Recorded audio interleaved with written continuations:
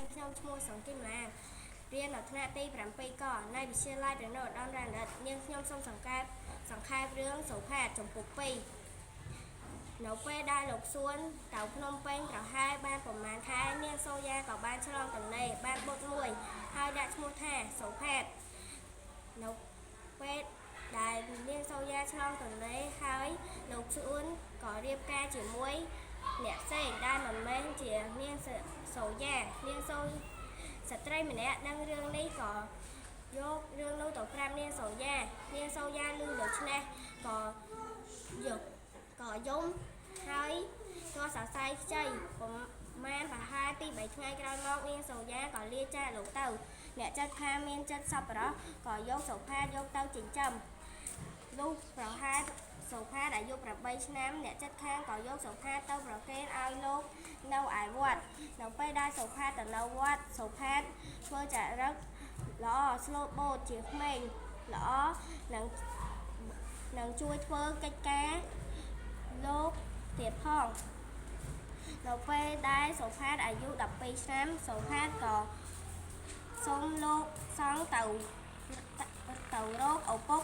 នៅឯទីក្រុងភ្នំពេញពេលនោះលោកសង្ឃក៏ឲ្យទៅឲ្យប្រាក់5រៀលទៅសុផាតនិងចិញ្ចៀនដែលម្ដាយសុផាតទុកឲ្យ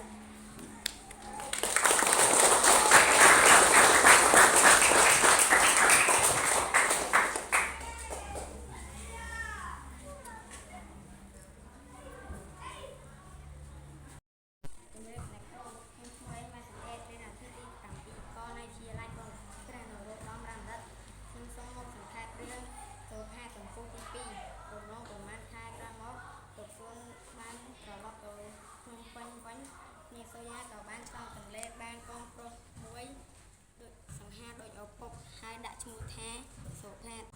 លោកសួនទៅចរនាងយូរឆ្នាំហើយពុំដែរ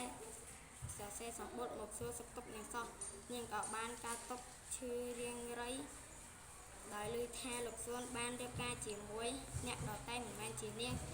ចិញ្ចឹមកូនទៅឲ្យម្នាក់ឯងដោយសេចក្តីឈឺចាប់ឥតឧបមានាងក៏បានធ្លាក់ខ្លួនឈឺជាទម្ងន់ប៉ុន្មានខែក្រោយមកនាងក៏បានលាចាកលោកនាងទៅ